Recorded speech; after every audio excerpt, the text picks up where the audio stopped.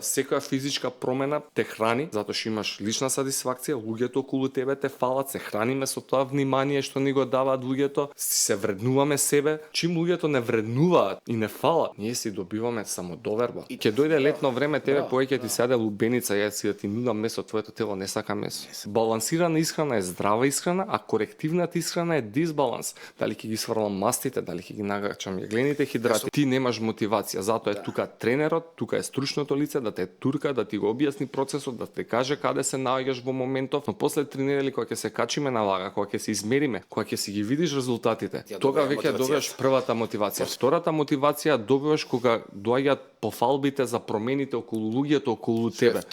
Браво, супер изгледаш, одличен си, браво, продолжи така. Да јадеш и во 7 и во 8, но не подоцна од 9 часот јавал. Мојот норматив е 21 часот. Не е погрешно ни 18 часот, не е погрешно ни 21 часот. Погрешно е после 21 часот. Ако правам 5 минути медитација на ден, таа 5 минутна медитација е за себе, но таа 5 минутна медитација ќе ме направи многу подобар човек да дадам повеќе љубов за луѓето околу себе. Здраво, дечки, еве повторно со мене, уште во едно издание од подкастот Личен развој со Бажа Ангеловиќ, Сител подкаст. И денеска, како и со сите претходни епизоди, ќе имаме еден супер гостин. Интересна тема, што ќе ве мотивира да слушнете, нешто од неја да научиме и да не мотивира нешто можеби да превземеме во некоја сфера од нашите живот или од нашето живење.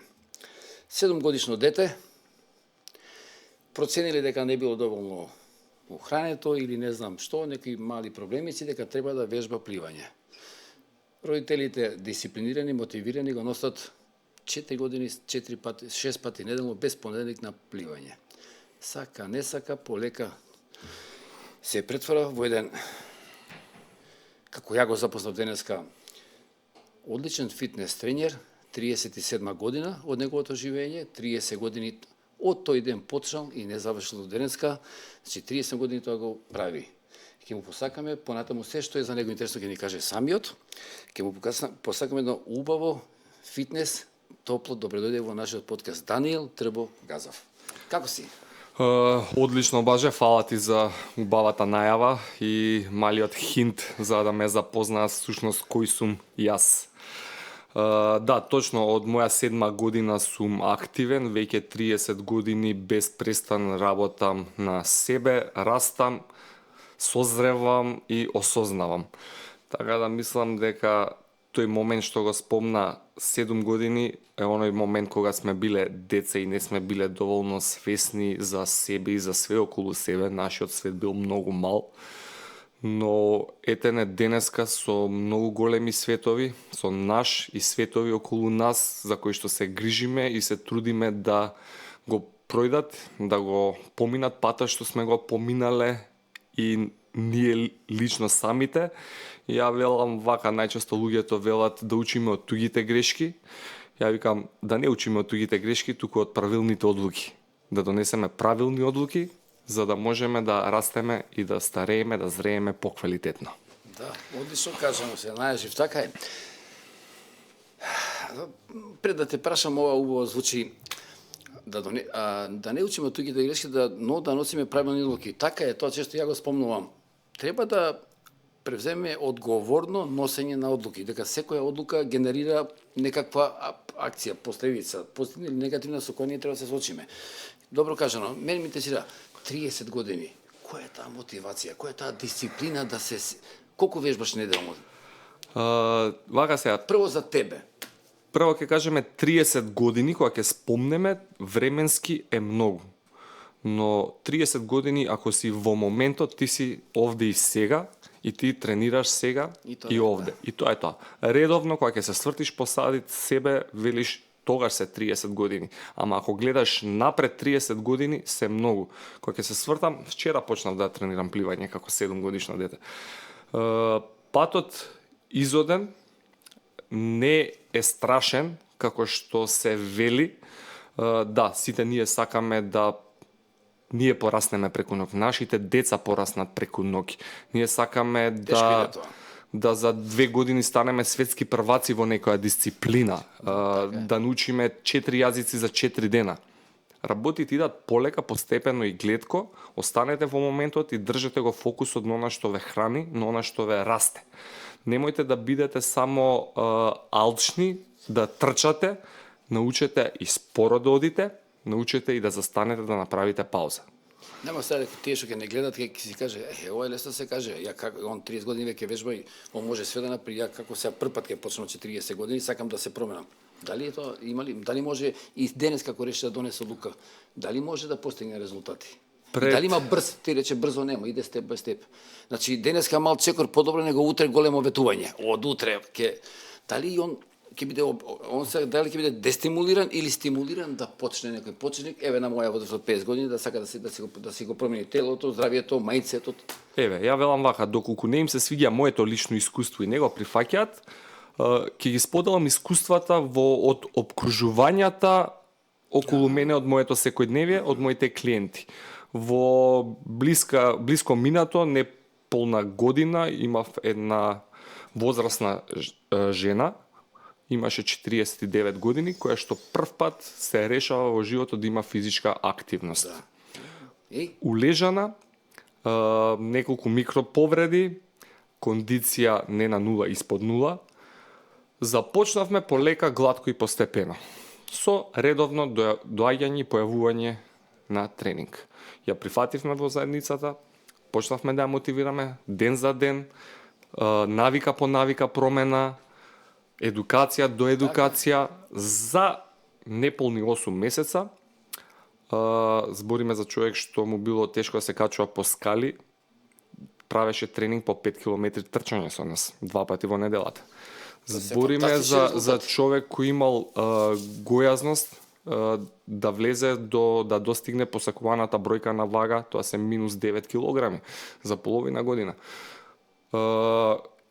И јас најчесто сакам, кога ќе достигнат нешто луѓето, некаква промена, да им го поставам прашањето: добро, како се чувствуваш сега и дали би се вратила на старата ти пред половина година? Одговорот. Никогаш е одговорот. Моментално се чувствува прекрасно. Ние кога сме во некој стадиум, во некоја состојба, да речеме дека сме во состојба на гојазност, во состојба на дефицит на физичка активност, тоа е некоја зона комфорт каде што ако те праша некој во тој моментум, велиш па добро е. Зошто? Затоа што не си искусил другото добро. Или како велиме? Ти е непознато. Така. А не може да ти го пренесат. Птица порасната во кафез не знае како е надвор од кафезот. Кога ќе се ослободиме од кафезот, сваќаме дека имаме крилја и дека можеме да постигнеме многу повеќе, да се чувствуваме преубаво во сопствена кожа. Тие промени ги правам редовно години уназад, работам фитнес 13 години. Покрај мене сум направил многу животни трансформации, не зборам за физички трансформации, туку збориме за психофизички, севкупно, да го промениме квалитетот на животот на нашите клиенти. Еде малце интерактивни со публиката, тој што ќе не гледа и ако дојде на овој дел, може малце да стисне паузи да каже, што кажа Даниел? Не треба големо ветување, не треба опасни тренинзи, нема брзо ослабење или брзи резултати шампионски. Чекор по чекор, 8 месеци на почеток делуваат долго, но и не се долги, а после ќе биде презадоволен. Размислете, имате можност да влезете кај прав човек кој ќе ве води низ тој процес на транзиција до ваше подобро јас. Ова сакам да те прашам, кој рече психофизички придобивки. Вежбањето, доаѓањето кај тебе, посетата на твоите тренинзи. Значи, има бенефит и на физичко ниво, и на психичко, и на емотивно. Да, дефинитивно, гледано холистички, цело е кога има све. Ја вака, кога ќе дојдат, работа ми со млади кадри, со млади деца, и сега ја викам вака, пред да почнеме да трчаме, јас ќе ве научам да одите, и сега учиме да одиме. Јас застанувам пред табла со маркер и велам вака на деца: ајде кажете ми што треба све за да можеме да одиме. И сега првата димензија, нели, физички некој ќе крене рака, ќе рече нозе. Супер, цртам нозе. Што треба друго? Раце, цртам раце. Што треба друго? Тело. Што треба друго? Глава. И сега го цртам човечето, имам човече на табла. И сега прашањето е, што треба уште за да одиме, да научиме да одиме. И сега кјутат деца, некој што се одвојува, има малце, нели, понапредно знаење, ќе каже треба мозок. Мозокот е тој што дава информација. Така, да го контролираме телото. И сега доаѓа третата димензија. Ја викам, што треба уште за да, нели, одиме. Настанува тишина и сега кога ќе им дадеш ти друга перцепција, тоа не значи дека они не те разбираат или само си ми ја дал перцепцијата и си ги освестил за нивното постоење. Ја им велам, треба подлога. Без подлога не можеме да одиме. Што значи имаме акција, реакција. Ние сме гости на оваа планета, немаме подлога, Така е. немаме подлога, ние не можеме да движиме. Да. Нашиот мозок прави совладување на гравитацијата преку механичко движење на нашето тело. Тоа го кажувам малку постручно, но подобро е да те научам дека треба да го користиш собственото тело, да го усвоиш квалитетно просторот. За да можеш да одиш, треба да почнеш од овдека, па да го совладуваш просторот. Понатаму учиме правилно како се поставува телото, што е тоа тежиште, како се нарушува тежиштето, па понатаму, од кога ги научиме да одиме, ние идеме на побрза фреквенција. Истото циклично движење го правиме да биде подинамично, поквалитетно. Што ми е целата поента на тоа? Тоа е дека колку повеќе димензии освестиме, толку сме поквалитетни како единка. Мотивот е првин да научам да одам, така? Па ти кога ќе дојдеш и ќе почнеш, па после ќе дојдеш до ново знаење, ќе усвоиш нови квалитети. Репетативно со текот на времето ти стануваш квалитетна единка. Само едно кратко, тука ме мотивираше со одењето. Да речеме, ако има дете кој има некоја слабост при движење или на долни горни екстремитети, дали и тука може да се очекува помош? Ти знам на што кажа за одење во процесот кај тебе, но дали и вакви ситуации си имал кај што баш си помогнал соодветна мускулатура да се развие, да го исправи одењето или не знам. Чисто прашам, така ми дојде како Механиката на одење, на стоење, на седење ја имам усвоено во нашата генетика. Но со текот на растот и влијанието на навиките на седентарен начин, на држење на телефон, на свиткано седење, пролонгирано седење, влија и не носи до некаква асиметрија или погрешно усвојување на движењата во нашето секојдневие. Доколку на некој му се појавила таква асиметрија или ја велам мускулна компензација, преку најчесто сакаме како професионалци парцијално да действуваме. Јас не ја користам таа парцијална методологија, јас идам малце похолистички, да го погледнеме целото тело, да го детектираме каде е проблемот. Ке речеме вака сега, имаме пршлен, оштетен пршлен, и сега ние го гледаме под микроскоп пршленот и велиме овој пршлен е оштетен, со ваков оштетен пршлен ти не смееш да имаш никаква физичка активност. Зошто? Затоа што тој пршлен е напукнат, притиска на нервите и прави реакција. Но ако погледнеме холистички, се вратиме назад, ја погледнеме целата слика. Ова е точно, но да речеме вака. Тоа е последицата. Тоа е последицата. Каде е акцијата што се случила? Каде е коренот? Каде е коренот? Значи, за да се дојде до оштетување на ова место, ние имаме некакво нарушување на целата статика или статодинамика на телото, каде што дошло до повреда. Се вратиме назад, ќе уочиме дали е тоа на скочниот зглоб, дали е на коленото зглобот, дали е на карлицата, дали тековно во рбетот некаде се случува таа компензација. А ако е така роден? Ако е така роден, е више друга проблематика. Дали тоа е во може да се работи, може да се поправи, но зависност од самата ситуација, колку е големо отстапувањето. Да речеме, ќе кажеме пример за едно покомплексно искривување на кичмата, тоа е сколиозата, која што може во 4 димензии буквално да се искомпензира. Ако е вродена, е малку потешко исправувањето, дефинитивно. Треба време, ама со тоа време можеме да ја стопираме или нешто минимално да подобриме. Не очекуваме дека ќе направиме магија и ќе го достигнеме резултатот што го посакуваат. Ние ќе го достигнеме резултатот што можеме да го достигнеме, а не што се посакува. Најчесто се посакува промената да биде абнормална. Да, ова те праша бај да ве, затоа што ти колку тоа не го спомнавме, ти си професор по физичко воспитување, магистер за кинезиологија, а сега и си во фаза на докторант, така да си завршил факултет за физичка култура, така да ти си целосно стручен не само со животното искуство, него и вежбањето, него и од комплетно и од науката што треба да ги имаш на тоа поле. Затоа и те прашав ова прашање. Колку пати неделно вежбаш, Даниел? Моментално вежбам 3 пати неделно. Да речеме, моите мускули ги вежбам 3 пати во неделата, каде што е сосема доволно. Можам да додадам уште ден-два, модерно кажано, кондициони тренинзи, дали ќе биде тоа трчање, дали велосипед, дали ќе биде планинарење.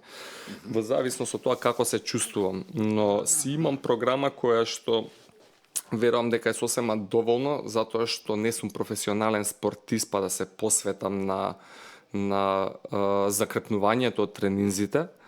Туку имам живот, родител сум, имам пријатели, имам работам, немам време да се фокусирам на 12 тренинзи, 14 тренинзи во неделата, каде што сме го правеле тоа како професионалци. Професионалците многу добро знаат за што зборувам. Верувам дека ако си рекреативец, задолжително треба да биде минимум 3 пати во неделата физичка активност. Не само минимум, туку е сосема доволно доколку го правиме тоа правилно.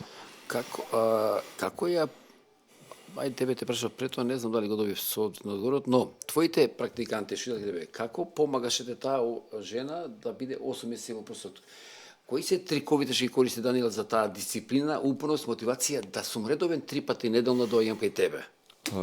Да не ми сметат, денеска е дожд, Даниел нема да дојдам, многу е гужва со дождов, не може да дојдам. Имав многу работа, сакам, уморен сум.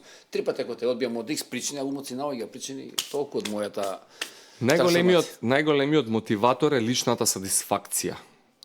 Во првите 2-3 недели додека немаш промени на себе, ти немаш мотивација. Затоа е тука тренерот, тука е стручното лице да те турка, да ти го објасни процесот, да те каже каде се наоѓаш во моментов, но после 3 недели кога ќе се качиме на вага, кога ќе се измериме, кога ќе си ги видиш резултатите, и добро, тога веќе добиваш првата мотивација. Втората станува лојален на процесот. Така е, втората мотивација добиваш кога доаѓаат пофалбите за промените околу луѓето околу тебе. Браво, супер изгледаш, одличен си, браво, продолжи така. Тебе тоа те храни. Сите нас не храни тоа. Така да таа промена прави лична сатисфакција да ги натера луѓето да не се откажат во процесот понатаму. Сите ни имаме тешки денови, сите имаме лоши денови, имаме денови кога сме нашето ниво на мотивација јас велам испод нула. Ама самата цел тогаш не мотивира и ни вика па не вреди да се вратам назад, види колку убави резултати направив. Види како се чувствувам, види како изгледам, види какви импресии оставам на луѓето околу мене. Не вреди за еден лош ден да си го нарушам моето јас, мојот квалитет. Многу го кажам, така е. Тоа е еден процес каде што сите што достигнале некаква трансформација, многу добро знаат за што зборувам и ќе го поздрават моето мислење, но што да правиме за оние што во моментов ме гледаат и сумљаат во она што го кажав, седат со вкрстени раци и викаат како да не е така. За тие луѓе е овој подкаст. Така да кога е веќе за тие луѓе, ја би им рекол вака, додека слушате што збориме јас и ти, може да застанат пред телевизор, пред телефон, пред компјутер, доволно е да станат и да седнат. Од кога ќе седнат, дали почувствувале промена на расположение од станување до седнување, дали се почувствувале дека некој ги тера со сила да го направат тоа, или се доволно способни да станат и да седнат. Ја верувам дека секој е способен да стане од кревет. Чим си способен да станеш од кревет, можеш да направиш многу повеќе. А многу повеќе... Ке станам од кревет и вртоглавица. Многу повеќе е да станеш 2 пати. Многу повеќе е да станеш 3 пати. А ние тоа што го правиме во нашето фитнес студио е имитација на нашето секојдневие. Ќе земеме вежбата чучњеви. Стани, седни. Ние ги подобруваме квалитетите на седнување и станување во текот на денот. Нема да ти биде потешкотија после да станеш и да седнеш кога ќе ти каже некој стани или кога има желба да станеш. Ама сега, затоа што си во една состојба на улежаност, ти е многу тешко да станеш. Ама ако има кој да застане позади тебе да ти рече стани, не го губи времето, можеш, имаш нозе, здрав си, прав си, стани. Отиди, запиши се во најблискиот клуб, започни да имаш некаква редовна физичка активност. Ова сега кажа најблисок клуб. Често се случува мои пријатели.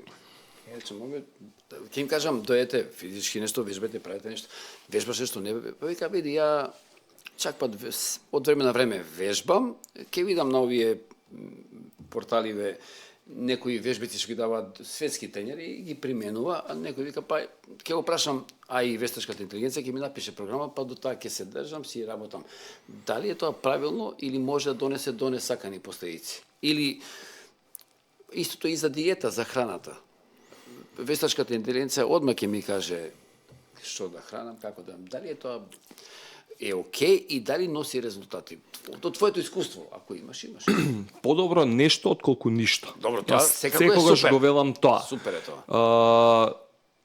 Можеш да пробаш, ќе ти припомогне, но знае и да сгреши. Ја велам, ние како луѓе грешиме, затоа што компјутерот не може да ја види твојата насмевка са бајлето, не може да ја процени твојот мамурлук са бајлето. Вештачката интелигенција не може да ги процени временските услови надвор какви се. Не може ништо да процени. Многу фактори што доколку ти рекол денеска да вежбаш со 100 кила, ти се чувствуваш дека треба да вежбаш со 50 кила, а ти пробаш 100 кила. А кај тебе ти ќе го видиш кај јас тоа ќе го уочам, ќе го видам и знам дека јас нема да дозволам мојот клиент да се повреди никогаш. Јас ќе го дозирам тренингот. Или да прегори. Така, ние тренерите во фитнес индустријата на пример имаме еден неблагодарен тренд, тоа е да земеме некој термин од стручната терминологија и да го злоупотребиме. Зборот програма. Зборот програма и сега е тренд, сите се персонални тренинзи, тренери, сите продаваат програма. Зборот програма не се продава. Зборот програма значи програмирање, редовно следење на програмата и дозирање. Не можам јас да ти ги дадам вежбите и ти да ги вежбаш сам. ChatGPT ќе ти ги даде вежбите и ти вежбај ги сам. Понатаму е програмирање. Програмата е тековна работа, не е продажба на. И таа треба да има и апдейтирање. Тоа е методологија. Тоа што ќе ти го пише ChatGPT е метод. ChatGPT, да. А понатаму е програмирање. Програмирањето е тековна работа каде што ние треба да бидеме свесни за многу фактори, како на пример редовна исхрана, редовен тренинг, редовен сон, редовен одмор. Така е. Браво. Така. Секоја промена во секојдневието може да ни направи промена на биоритамот. Секоја промена на биоритамот влие врз нашиот тренинг и процентот на повреди што... И треба да се земе во предвид. Да, дефинитивно. За актуелниот тренинг што предстои. Не се само тие фактори, тие се основните фактори. Така за оние кои што се почетници, кои сакаат да започнат и се двоумат што да прават со себе. Не се двоуми, започни.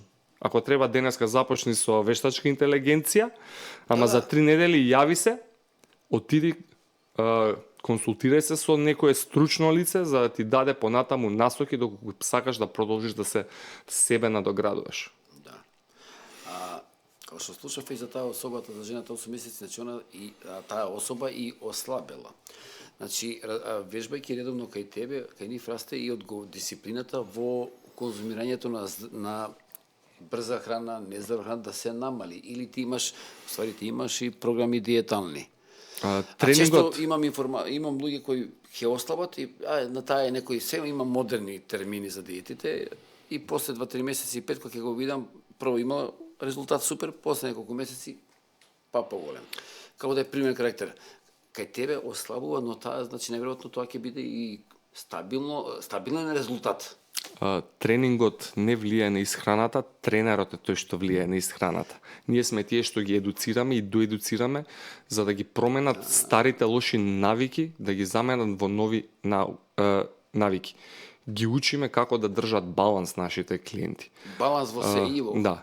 Зошто? Затоа што имаш редовна физичка активност, но си љубител на храна. Твоите резултати ќе бидат многу поспори За разлика доколку ќе се посветиш и на исхраната. Така е. Цело е кога има све. Да. Избега мислата, но не викам, ако е нешто важно, ќе ми текне, баш ќе се сетам за ова со исхраната. Да. Има една не сум се заинтересирал дали е тоа така, но го применувам од време на време, го кажувам кај во мојата клиентела, после 18 наводно да не се јаде. Дали е тоа као крилатица, нешто као дека е така или баш и не е така? После 18 часот. Да. 18 часот. 18 часот. Ајде Да е вака. тоа некоја фикција, замислен став, или ако ја у 9 сат вежбам? Така, спрема најновите истражувања, да кажеме дека утврдуваат дека нели по некој природен биолошки циклус, ние како гости на планетата, исто како и растенијата, кога заоѓа сонцето, ние исто треба природно да идеме да легнеме да спиеме. Но, што се случува? Научниците истражуваат и докажуваат дека ние од кога ќе зајде сонцето имаме потреба уште најмалце 3 часа од жолта светлина. Од каде е тоа? Тоа значи дека во нашата генетика, нашите предци што живееле во пештери, седеле пред огинот и се грееле и се социализирале во наредните 3 часа. Да. Така да, кога ќе дојде тој момент 6 саат 7, ти можеш да јадеш и во 7 и во 8, но не подоцна од 9 часот јавалам. Така, мојот норматив е 21 часот. Не е погрешно ни 18 часот, не е погрешно ни 21 часот. Погрешно е после 21 часот, дефинитивно, затоа што веќе тука се случуваат други метаболички процеси на хормонско ниво, се лачат сосема други хормони, почнува да се лачи мелатонин, но ние што ќе направиме? Ќе јадеме покасно, ќе лачи нашето тело инсулин да го, прими гликогенот што сме го изеле, а ние треба да спиеме. И така да се прави погрешен метаболички, односно хормонски статус, за ние са бајле кога ќе станеме да се чувствуваме непродуктивно. Тоа сум го тестирали на мене, са бајле во таква ситуација сум станал уморен, све ме боли, не можам да се покренам. Ако сум легнал со празен стомак, тоа што го викаш ти, сум се осекал наспан, свежо, одморен за денот. Добро, мисля да нема нешто влијание со нашите предци, не толку далеку, 500 години, во 5,5-6 свеќите се тука, уште садва таа социјална дружба и легнуваат, бидејќи нема. Но ние сега, мимо природното сонце, имаме и вештачко сонце, имаме сијалици, имаме забава, телефони, филмови, и до 3 сата да си се дружиме со себе. Да, пак ќе кажеме, седење окей, пролонгирано седење не чини. Социализација чини, пролонгирана социализација не чини. Премногу е. Дали... Ако нашите предци го правеле тоа во пештера, во поново минато пред свеќи, ние го правиме тоа пред телефони. Од 8 часот до 9 часот заштита на телефонот, да нема плава светлина, можам слободно саат време, или ако не го правам тоа, ако немам со кого да се социализирам, велат, напиши ги работите на хартија, ослободи го мозок, за мозокот да може да си легне процесиран, да не процесира за времето на ноќта, да не го нарушиме квалитетот на сонот. Сите знаеме дека со нарушен квалитет на сон, другиот ден ние не сме функционални. Да, интересно. Ова 30 години. Како си ги поминал сите тие предизвици, искушенија? Дали си имал искушенија да се откажеш, да не со ова, да почнеш друга професија? Мотивација да останеш толку време, да започнеш да го представиш на други луѓе, на клиенти, тоа е и хуман дел од твојата професија. Како тоа изгледа кај Даниел тоа? Како 30 години, се го менаџирал? 30 години се процес, дефинитивно се процес и она пак што ќе кажам, она што ме мотивира е целта. Не можеш цело време да имаш една иста цел и да ја држиш 30 години, невозможно е. Затоа јас велам, ако треба ќе си наметнам дека за 3 месеци имам фотосесија, тотално небитна фотосесија, ќе се ставам како цел, јас се спремам за таа фотосесија. Сум имал, ќе се застанам пред огледало, ова е твојата слабост, случи се со тоа дека овој мускул или ова движење или овој квалитет е слаб, пробај во наредни 6 месеци да работиш. Имаш цел, мотивација, правиш програма, действуваш.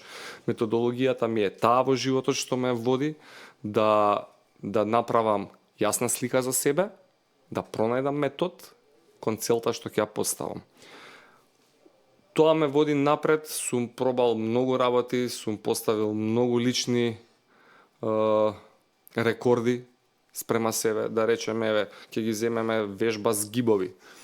Вежба с гибови сум можел... мислиш? Не, с гибови, влечење на вратило. Сум можел да се кренам 7 пати. Сум рекол, ова е Даниел, твоја слаба страна на 17 години мораш да работиш. На 18 години сум направил 21 згиб. На 24 сум направил 30, да денеска можам да направам 49 згибови. Тоа е процес од 20 години вежбање. Не е преку ноќ, но сум си ги поставувал како цел дека го гледам како слабост. Кога можеш да направиш или не можеш ниту еден, 50 згибови ти се science fiction, научна фантастика. Ама ако направиш еден, два ти се предизвик. Кога ќе направиш два, три ти се предизвик. Push it to the limit, стално пробај да направиш нешто повеќе, нешто подобро. Со текот на времето, кога ќе се свртиш назад, видиш, па јас сум постигнал многу во животот. Не е тоа само вежбата што ја спомнав. Преку таа вежба можам да направиме на животна ретроспектива за било што во животот дека е тоа така. Дали била хиерархиски сакаш да напредуваш во едукација, си завршил средно, факултет, па магистратура, па докторски, кога ќе се свртиш назад, тоа не се случило преку ноќ, туку е процес на учење, совладување на материјали во некоја област, па си дошол до некаде. Така да тие 30 години ни малце не биле лесни, како и секој жив и нормален човек, сите имаме падови, нели? Сите имаме демотивации, сите имаме животи надворешни влијанија. Многу е битно секој пат да го дадеме нашето 100%. Што значи тоа нашето 100%? За тој тренинг. За тој тренинг, за тој момент, денеска ќе дојдам на тренинг, може да биде денеска да само да се појавам и да направам 10 скликови, тоа е моето 100%. Зошто? Затоа што другите фактори во животот, секојдневието ми е исцрпиле енергијата, не сум имал можност да се посветам на склековите, на згибовите, ама сум дошол, сум се појавил на тренинг, после тренинг сум се чувствувал многу подобро. Ама не сум го прескокнал тренингот. Па дури да го прескокнам тренингот, нели веќе јас како професионалец можам да си го дозволам и тоа, но кога си во некаков процес се препорачува да не се отстапува од рутината, од процесот. Тоа е добро што ти го правиш, значи не идеш како програма која подразбира шематизирање на процесот, него како ти кажа, значи ако ти имаш тој ChatGPT нема да го земе во први, ти го гледаш денеска човекот што доаѓа на тренинг, со еден поглед ти знаеш во кој мут е или со уште 2-3 кратки прашања, ти програмата ја прилагодиш во тој момент да ја издржи со оглед на денот каков го има, да не се откажеш, викаш место 20 склека, 30 склека, 5, али он така е подобар. Значи нема шаблонизирање. Ќе ги земеме. Не ги шаблонизираш. Никако, никогаш. Да, ја знам нивната историја и затоа можам да действувам. Нивната историја е процес на следење. ChatGPT не знае дека ти си се скарал со жена ти, па си се свртал на лева страна да спиеш, си се укочил во вратот и доаѓаш да правиш склекови и твоето рамо е погоре затоа што ти немаш свесност дека твојот трапезиус искомпензирал и те сгрчил. Стресот избива во твојот врат. Мало незадоволство дома, доаѓаш на тренинг, вежбаш погрешно. Ти знаеш, ти во твојата глава веруваш дека вежбаш правилно, ама твојот тренер те гледа и вика, денеска иди и стегни се, не мораш склекови да правиш. Ние ќе го правиме склекови, зошто? Еве, погледни се во огледало, види. Аха, супер, добро. Тоа ChatGPT нема да ти го направи. Тоа се тие работи каде што, нели, персоналниот пристап, персонален пристап. ChatGPT нема да се насмевне и да те потапка по рамо и да ти рече добар си. Кога ти треба поддршка, нема да ти ја даде. Така е. Затоа верувам дека, нели, модернизамот е модернизам, современите методологии, современите технологии не смееме да ги игнорираме, ги прифаќаме како наши асистенти ние како стришни лица, но не може да не заменат во целост. Ја викам вака, може би е малце парадоксално, кога ќе се појави првиот хуманоиден робот во Македонија да служи некаде кафе, сите ќе бидат вау, па за 100 години ќе ги смениме сите келнери со хуманоидни роботи, па кога ќе се појави првиот човек да служи кафе, ние ќе речеме, вау, од каде сега човек служи кафе. Така, тие се тие импресии, све е циклучно, све се циклуси во животот, не е ништо ново. Да речеме дека први кога се појави телефонот, сите бевме возбудени, правевме муабет по телефон. Нема жица на метро. Да, а сега го имаме прифатено како нормално и сега сме сите многу повосхитени кога ќе дојде некој ќе ти рече, ајде дојди да пиеме кафе, а нема да се јави. Така да, тука се тие ери на напредок, каде што имаме ups and downs во животот, промени, така и јас во изминатите 30 години како спортист сум имал секакви ситуации, микроповреди, повреди, емоционални падови, социјални незадоволства, но ништо не ме спречило да се борам за мојата цел. Зошто? Затоа што мојата цел ме прави само подобар денеска, подобар утре и кога ќе се свртам, сум подобар од минатото. Одлично кажа, убаво. И тоа е твоето искуство, не е прочитано некаде. Ова што го слушам, значи ти тамо не си само ти си холистички мој тренер, ти си и психолог, и коуч, и тоа гледам дека све треба да се вметне за да се направи денеска јас што да вежам кај тебе. Сум дошол дали од дома со нарушени односи, дали од работа, дали сум имал физичка работа цело време на дожд. Значи ти од повеќе аспекти настапуваш. Не си само не само што да вежбам ја. Најчесто кога ќе ги во денешно време кога ќе ги погледнеме светските инфлуенсери, вежбањето го промовираат како ставам слушалици, влегувам во теретана и вежбам сам со себе. Што кажеш ти за тоа? Тоа е тотално погрешно асоциализирање на единката. Добро. Ние сме социјални битија, нас ни треба комуникација, луѓе, топлина, поддршка. Ова те мотивира моментално, ама те води во еден правец. Ти работи само на едно нешто што се вика мускул. Мускулот е орган во организамот, ама неговите квалитети нема да ти помогнат да идеш понатаму. Ќе работиш само на едно нешто, тоа е на собствениот мускул. Пробај да се надмениш себе, извади ги слушалките, пробај да вежбаш и без музика. Многу луѓе вежбаат и без музика. Многу луѓе вежбаат со музика, многу луѓе вежбаат со друштво. Наспротив тоа, не мораш секогаш да се надпреваруваш со себе. Најди партнер со кој што ќе се надпреваруваш, заедно ќе имате исти цели. Најди групација, заедница. Не секогаш треба и од друга страна да ги даваме само негативните слики. Океј, стави ги слушалките, иди и тоа е добро. Подобро да го правиш тоа, не го ли ништо. Така е. Точно. Тоа е многу, но пробај така да направиш и нешто повеќе. Да. Има и многу други спортови. Човечкото тело е мултикомплексна машина, не е изолиран тренинг бицепс, не е изолиран тренинг трицепс. И човекот не направил нешто посовршено од самиот човек што постои на планетата.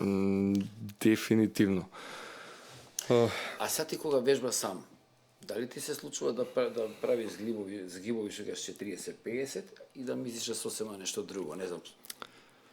Јас не вежбам сам. Него? Не си дозволувам да вежбам сам. Верувам дека сам со кого вежбаш? Имам друштво, имам луѓе околу мене, стално вежбам со луѓе, сам не вежбам. Сам сум вежбал кога сум бил професионалец и сум сватил дека ме ограничува на некое ниво. Па да речеме вака, не давам 100% кога сум сам. Многу повеќе давам кога сум со луѓе. Особено не во денови кога сум демотивиран. Многу е тешко да се натераш сам. Ке се натераш ако имаш цел, но тоа те доисцрпува умствено, наместо да те наполни умствено. Добро, да, така е, тоа е точно. Друго е кога имаш луѓе, пак ќе кажам, социјални битија сме, зашто која е поентата? Ниту сам не ти се јаде, ниту сам не ти се пие, ниту сам не ти се спие, зашто па да вежбам сам на крајот денот. Да, не сме, да, така е. Да, тоа ме потсети во мојата пракса со моите практиканти, ќе се погоди некој да е или интровертен, позатворен, од X причини. И сега имаме домашници, кај што би можел ти да направи за тоа? Дали има некој хоби, некој каже, па ја би мислам дека порано многу сакам да идам на фитнес, па би Дали е проблем да донеш таква одлука? Да. И почна да иде на фитнес и тоа плюс помага во неговата работа со мене, таму кога он во живо веќе почнува да се отвара. Здраво, како сте, добро тренинг и веќе се прави пријателства од таа средина. Значи кај тебе има и социјална категорија, ако е срамежлив, повлечен да се отвори. Така. Не значи дека ако некој е интровертен дека не сака луѓе, дека не сака да се дружи, дека не сака да се социализира. Имам негови уверувања што го кочат. Така. Не дека не сака, има Да свој проблем. речеме тоа е више ментално здравје, ментална состојба каде што има човек инхибирано како така, баш како единка со некаква психолошка инхибиција. Дефинитивно кога ќе почнеш постепено се адаптираш, запознаваш еден, двајца, тројца, гледаш дека тоа не е ништо страшно, полека, постепено. Тоа е исто како процес. И се создаваат и крилата. Тоа е како процес на релна. Кога ќе ја допреш релната, ќе се изгориш и ти си во грч, инхибиран. Ти викам доприја релната, не ќам, ама изгасната е доприја релната. Не ја допира, зашто? Затоа што имаш искуство дека тоа те повредило. Некој те повредил во животот, ти се затвараш во себе, не кеш да комуницираш со луѓе. Тоа е заштитен рефлекс. Заштитен рефлекс. Сега враќањето на релната, да допреш повторно, треба јас да ти покажам да допрам, треба да ме видиш мене дека со луѓе комуницирам, дека не е страшно. Па ти кога ќе ја допреш релната, ја допреш со најмалото прсте и тоа на брзина. Па викаш, чекај бе, може ми секунда, две, па цела шака, викаш, супер. Поминала една година, ти си направил умствена промена, ти си се надоградил како личност, како карактер, секоја физичка промена те храни, затоа што имаш лична сатисфакција, луѓето околу тебе те фалат, се храниме со тоа внимание што ни го даваат луѓето, се вреднуваме себе. Чим луѓето не вреднуваат и не фалат, ние си добиваме самодоверба. И тоа расте, а расте и нашата мотивација да останеме да на тоа останеме таму. Не само да останеме таму, туку да бидеме и подобри. Не само јас да ти речам дојди на тренинг, туку другиот ден и ти да ми се јавиш да ми речеш тренер, кога ќе правиме пак тренинг? Тоа дали може тренинг плюс? Дали може тренинг плюс? Тоа веќе ти укажува дека имаме промена кај таа единка.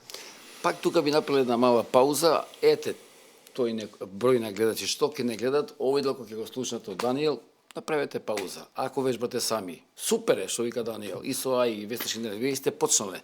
Но кои се гледате придобивките ако отидете кај мој тренер? Прво имате некој што во секој момент од сите аспекти ви дава соодветна програма за вас, што сте во тој момент, кој сте со сите, како би бил денот. Второ, таму имате поддршка од другите.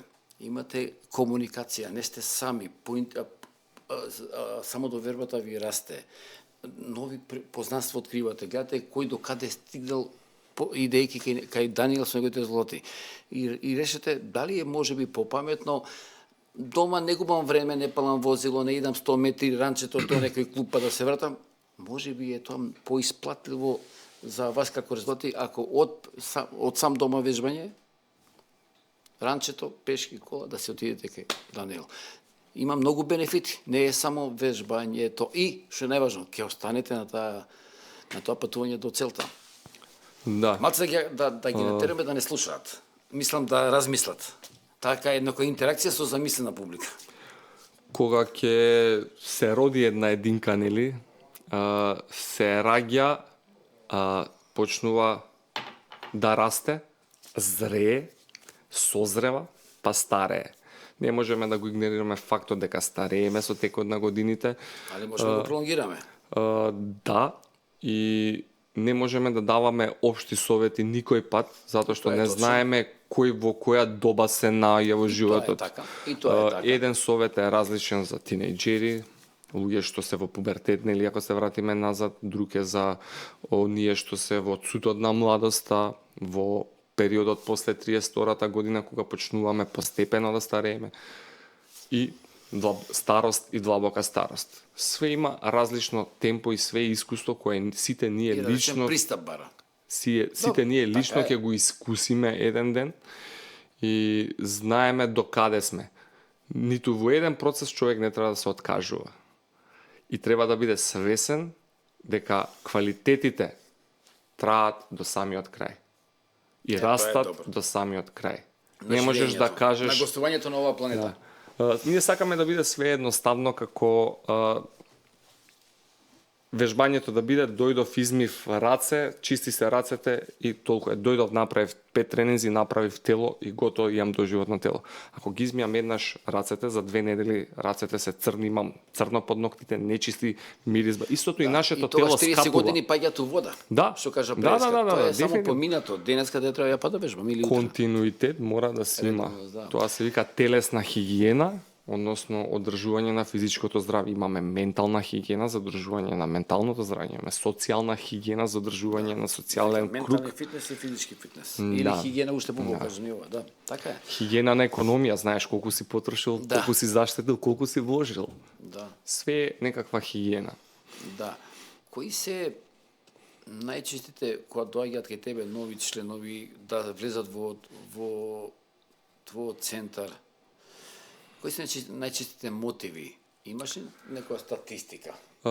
Статистика немаме затоа што статистиката е константно променлива, затоа што се менуваат генерациите, како се менуваат генерациите, така се менуваат и потребите.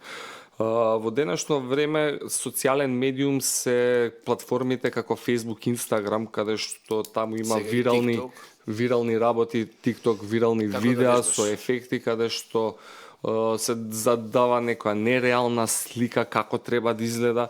Но ја велам вака, окей, тотално ќе те се мотивираш, јави се, дојди, па ние ќе ти кажеме дали е тоа правилно или не, или во која насока ќе се движиме понатаму. Сосема окей да се мотивираш од некој инфлуенсер на слика, да го видиш сакам вака да изгледам, дојди прашај го тренерот дали можам јас вака да изгледам. Јас ќе ти кажам да, не, колку време ќе ни треба, каков животен стил, какви навики за да изгледаш така. Доколку ти одговара, ќе го направиме истото и ти после извесен период ќе постигнеш твојата цел за твоите посакувања. Пред да продолжам на ова, кој е твојот животен стил? Како изгледа твојата исхрана, ако не е тајна? Како изгледа твоето едно 24 деноноќе? Ако се фокусираме на 24 дневно деноноќе е тотално погрешно. Добро. Зошто јас велам вака, ние сме гости на оваа планета пред све, што значи оваа наша планета има 4 циклуси, пролет, лето, есен, зима. Не можеме, ниту природата дозволува да се храниме исто. Ово ше нема 24/7 во природата, има во нашиот фрижидер. Тоа е различно, да. Месо има во нашиот фрижидер, ама во природата не се наоѓа месо 24/7. Така да сите 4 циклуси, нашето тело и нашиот организам, ако го слушаме, ќе ни каже што треба да јадеме.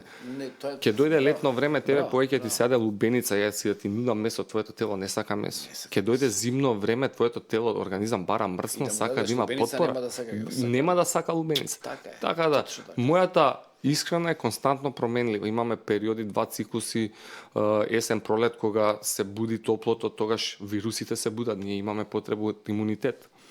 Тогаш во тој период па растат ракулците, тие се најбогати со витамини, минерали, олегоелементи, микронутријанти. Така, они ќе ни го подкрепат нашето тело, нашето здравје. Тогаш немаме потреба од многу месо. Се си има причина. Имаме периоди зашто треба да гладуваме. Имаме периоди зашто треба повеќе течности. 40 степени. Јас да ти кажам, гладува и не пи вода е погрешно. Дали ги прилагодуваш вежбањата со циклусот во кој се наоѓаме пролет, лето, есен, зима со своите практиканти? Да, дефинитивно. Мојата годишна програма е синхронизирана со тие годишни времиња, циклуси. Јас знам кога можеме кондиционо да работиме, кога можеме снага да работиме, кога повеќе ќе се забавуваме и држиме, нема да креваме интензитет, кога се враќаме назад, работиме на базична генерална физичка подготовка. Цело време работиме некоја промена. Фаќаме некој биоритам и се движиме низ тој биоритам како заедница, се туркаме, се помагаме едни со себе, се мотивираме за да идеме напред. Затоа што верували или не е многу тешко како единка да го правиш сето тоа. Подобре кога имаш луѓе, обкружување околу себе. Тоа да. А иначе за ова со лето и се зима и ние од таму кога што доаѓаме како кунфу Винг Чун инструктор Сифу, летно време даваме аспект на нови граници да постигнеме во истегнувачкиот дел на нашето тело, бидејќи страната е многу важна во Винг Чун методата како начин на живење, а зимниот период кога природно ладниот воз све што е го скрутува телото. Да, ние гледаме само тоа што сме го постигнали летоска да го одржиме, но тогаш даваме акцент или фокус на друго. И толку. Така. И сега кажи ми, а дали има некој што дошол кај тебе, па и не му било толку важно телото. Сакал да дојде таму, да вежбањето да го има како терапија. После тоа Така. се осеќа убаво, растеретен од прегорен ден, многу обрски, тежок ден, притисоци, стресот е наш куќен пријател во секој во себе и само доаѓа и нема можеби амбиција за но таму се осеќа како да е на терапија и него му е убаво. Имаш и такви луѓе што тој им е главниот мотив. После може да се прешалтат и во вежбањето.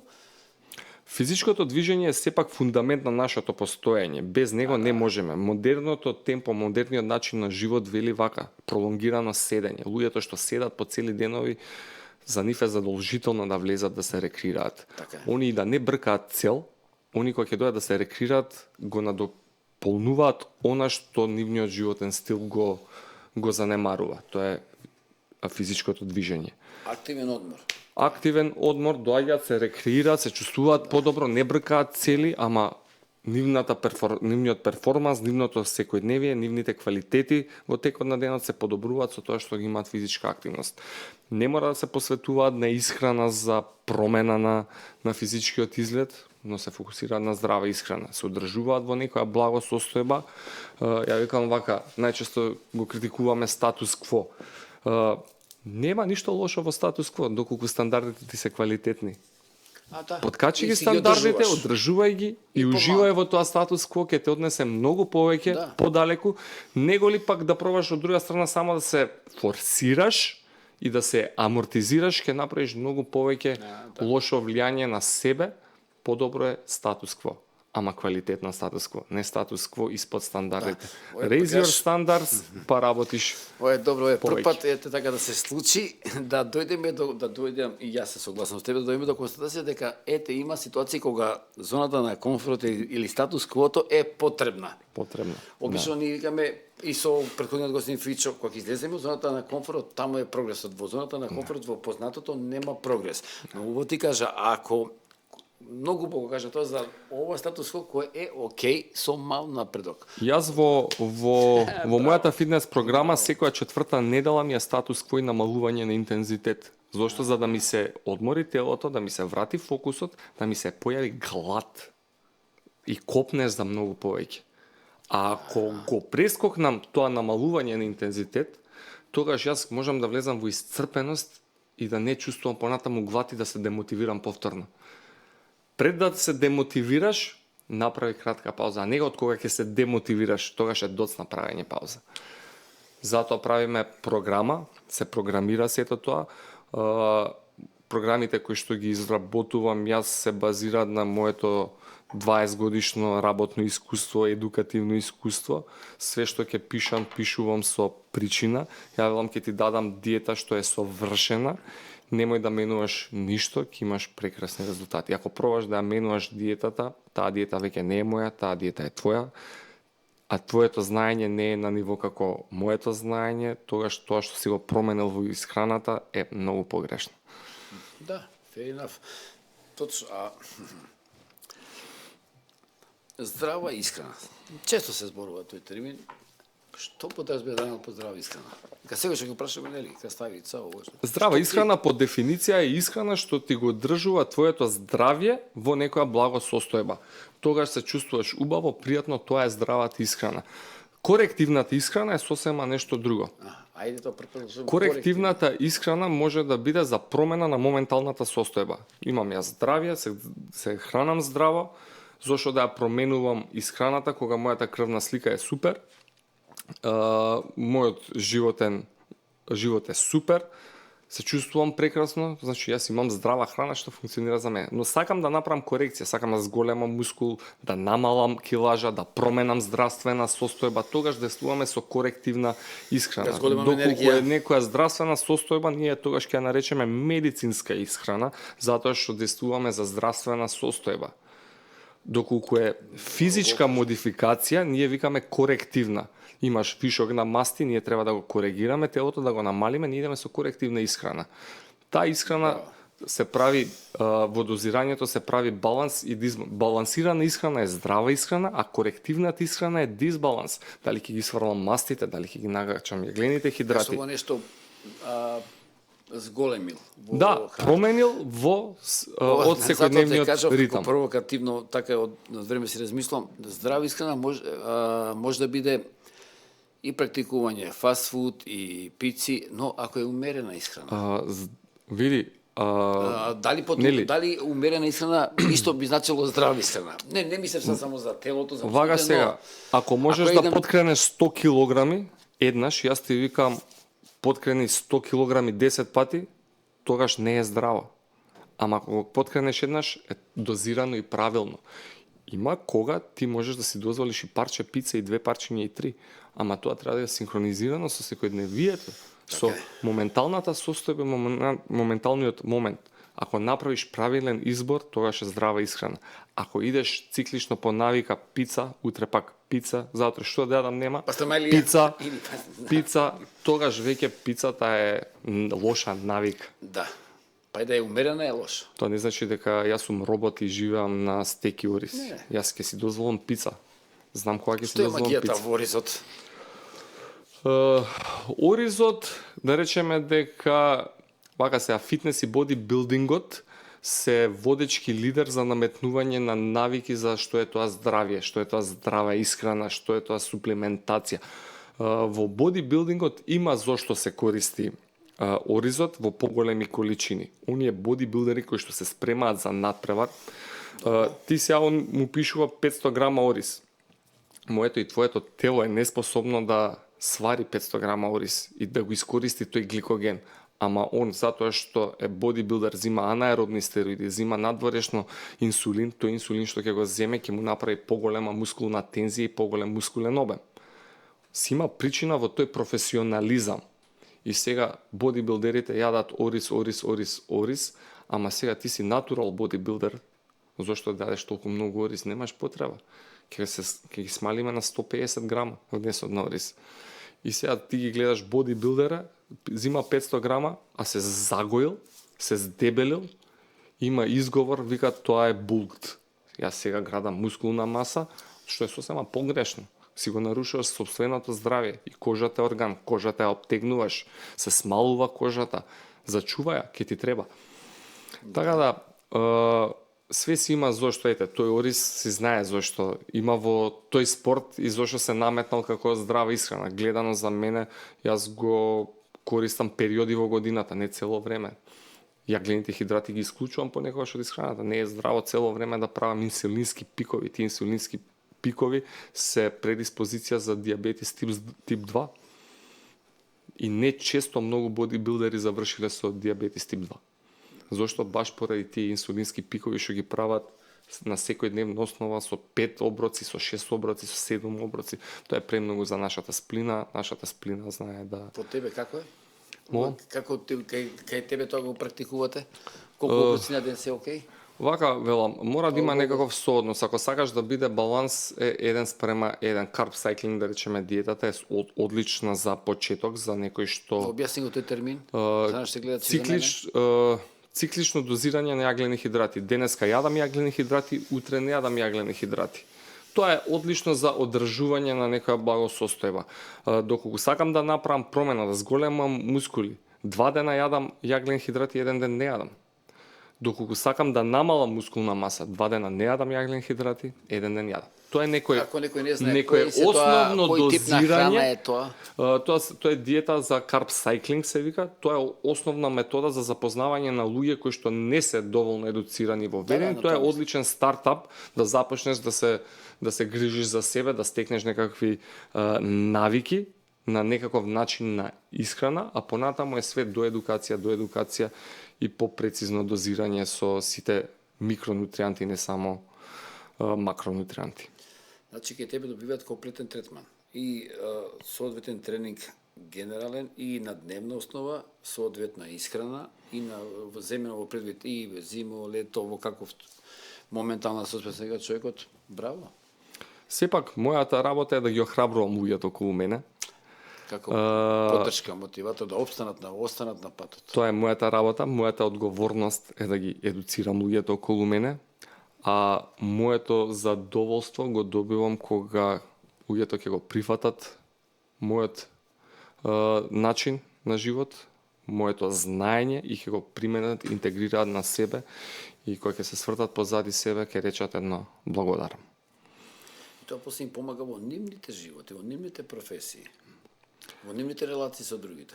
Дефинитивно си ги подкреваме личните квалитети. Така Кога е. ќе ги подкренеме личните квалитети, сме квалитетни за себе, сме квалитетни за луѓето околу себе. И полесно ги поминуваме нашите предизвици во нашето живење. Секој сака убави луѓе околу себе. Така е, да. Едноставно е. Секој сака да се чувствува убаво. Секој сака убав совет, секој сака убав збор, секој сака убав комплимент. Да.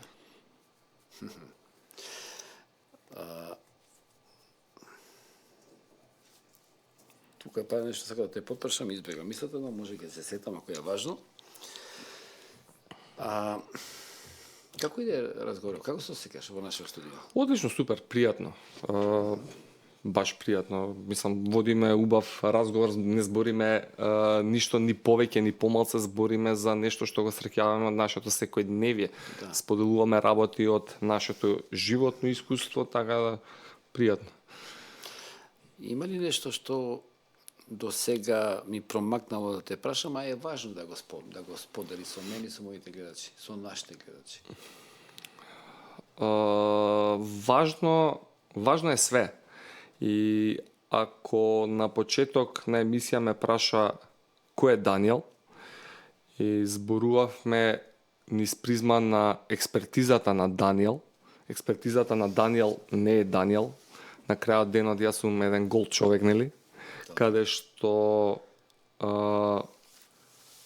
не сум само фитнес тренер, јас сум пријател, јас сум другар, јас сум општествено одговорна личност, јас сум гостин на оваа планета, јас сум оној кој што секогаш кога на некој му требало помош сум застанал позади некој, секогаш сум отворен за прашање што ги интересира нашите клиенти, да речеме, луѓето околу мене, било кој, можам да дадам совет.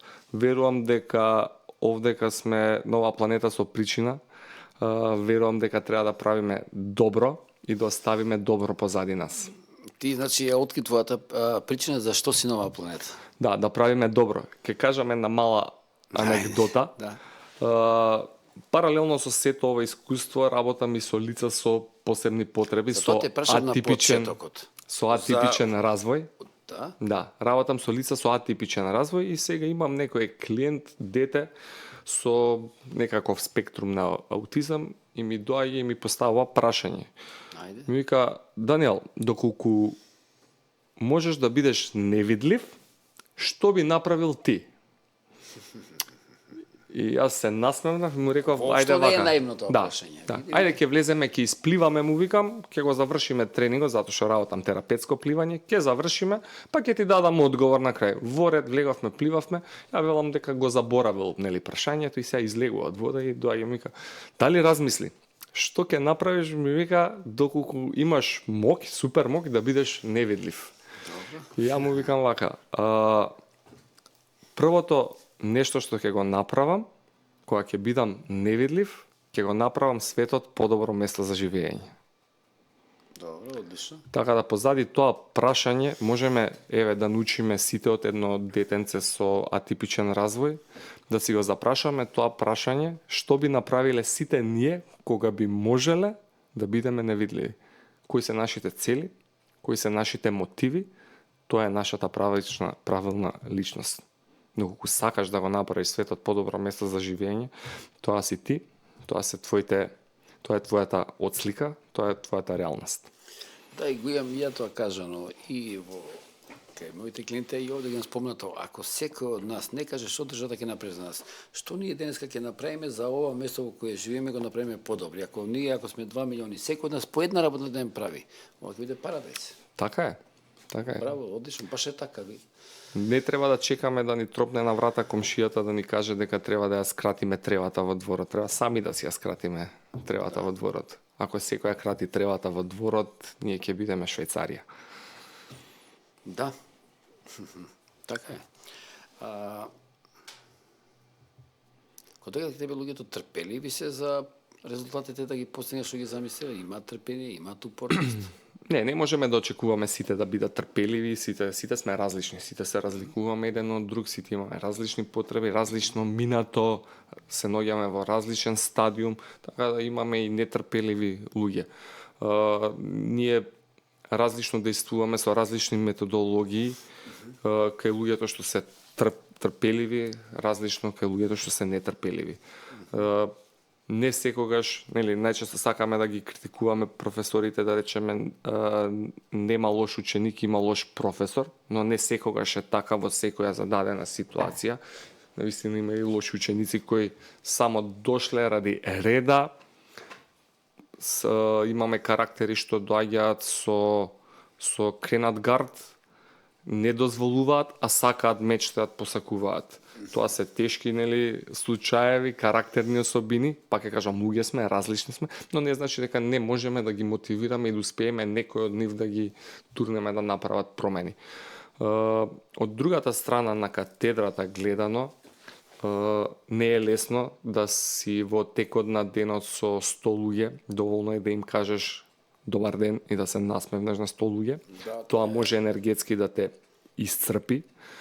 Тотално не е лесно кога имаш лош ден да дојдеш, да бидеш позитивен и повторно да кажеш добар ден на 100 луѓе и тоа да не се примети.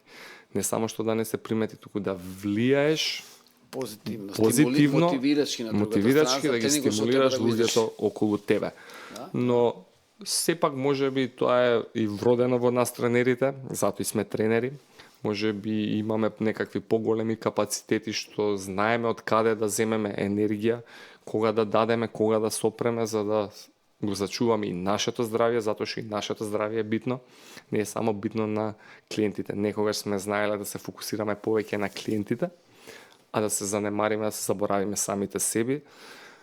Но сепак јас како тренер тренирам 3 пати во неделата, се хранам секојдневно здраво, сум флексибилен со себе, со мојот тајминг, знам кога треба да одморам, кога да се вложам повеќе од себе, кога можам да се почастам некаков оброк, кога да... Ќе речеш да се почастам некаков оброк, тоа се кажеш колач, бургер, кебаб...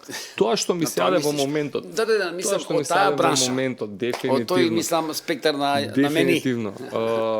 Да, така тоа и баш убаво звучи да се почастам денеска едно чоколада, а јас сакам редовно чоколада, моја мана сладка тоа за жал.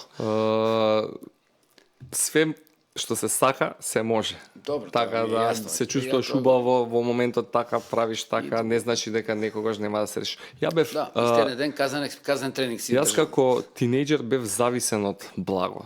Значи буквално на секој 2 часа јас имав тресење на шаките, тоа се инсулински шокови, ако не јадам благо, јас буквално ќе се онесвестам. Решив да влезам во искушение 8 месеци да не јадам благо. 8 месеци издржав да не бидам благо, од тогаш ми се стабилизира страста спрема благото. Немам толкави потреби за благо, имам потреби, кога имам потреби ќе се почастам, но оптимално, не претерано. Така да све е искуство, све се учи. Нашето тело ќе го научиме, нашите емоции ќе ги научиме, нашите реакции ќе ги научиме, понатаму ќе бидеме поквалитетни за себе и за луѓето околу нас. Да. Браво, одлично кажано. Па полека и ова сега да те прашам, со може секоја за пред некој се за подкаста се во едно твое ново просториче кој го уредуваш, ќе биде продавница како ресторанче селф-серв за здрава храна, кафе. Така, кафе бистро. Што ти беше кафе бистро мотивот тоа да се отвори? Која ти е поента, која ти е целта?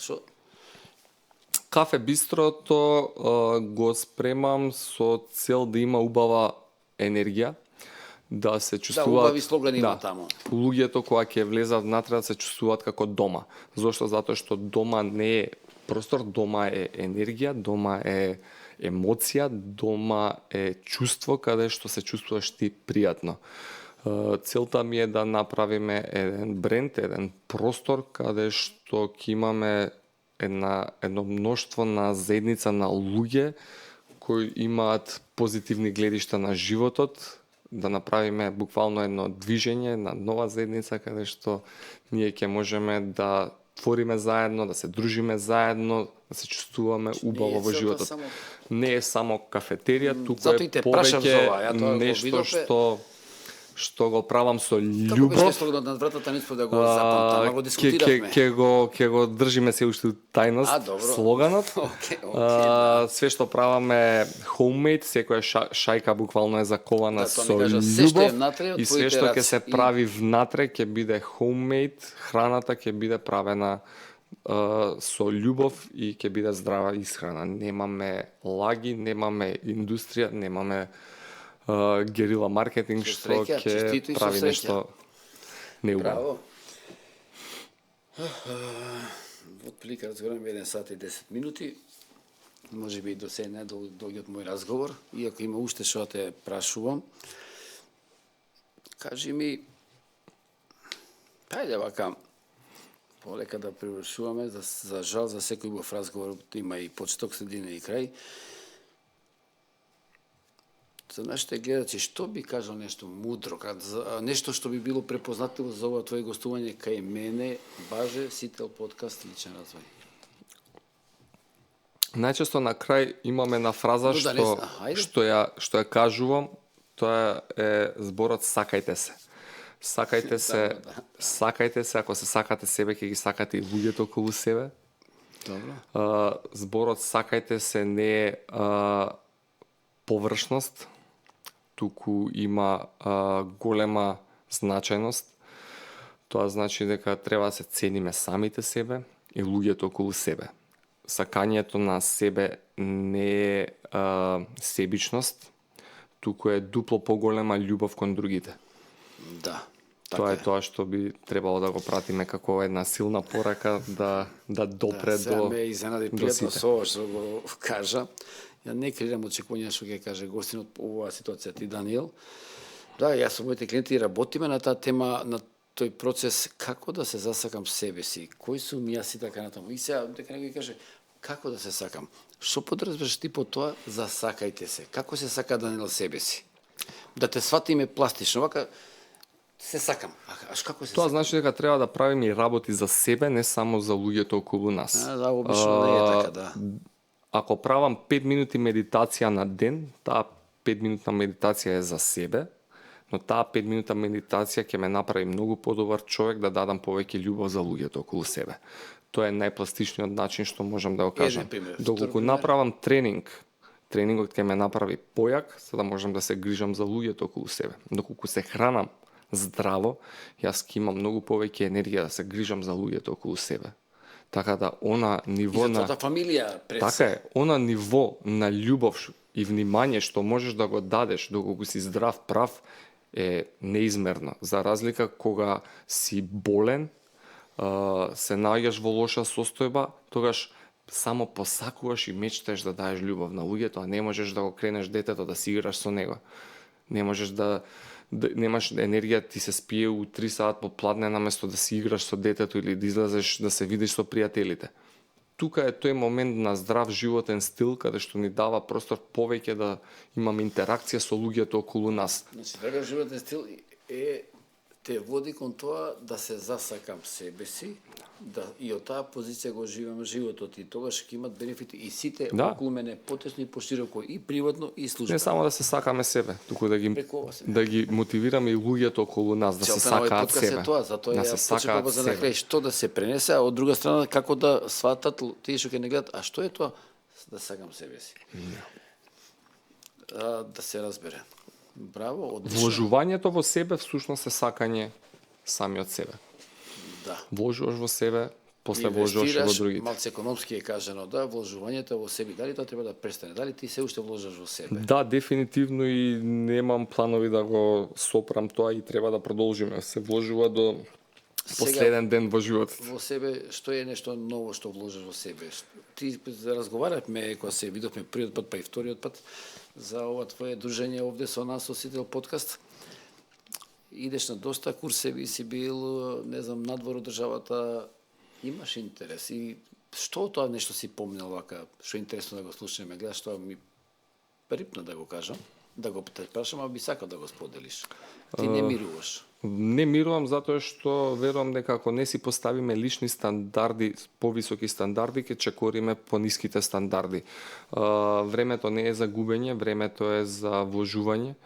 Подобро е да си ставам норматив колку книги ќе прочитам оваа година, колку семинари ќе посетам оваа година, што цели ќе постигнам, на што ќе работам, што ќе променам во себе, што ќе променам околу себе, кои места ќе ги посетам во светот оваа година.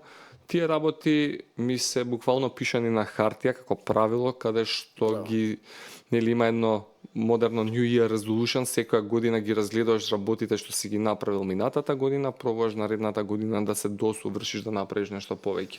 Да. Тоа е една општа методологија која е едноставна и помага многу за ние да се збогатуваме самите себе. Нашето животно искуство да го збогатиме.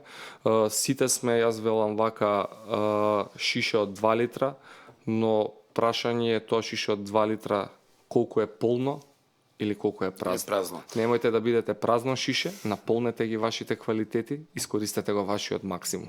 Да, некош ние луѓето не знаеме колку можности има човечкото тело. Кратко, пред да завршиме, актуелна книга има која читаш во моментов? Во моментов немам актуелна книга, затоа што читам стручна литература, во моментов сум на докторски студии, моето ќе ми биде дефокусирано ако читам некоја книга во моментов.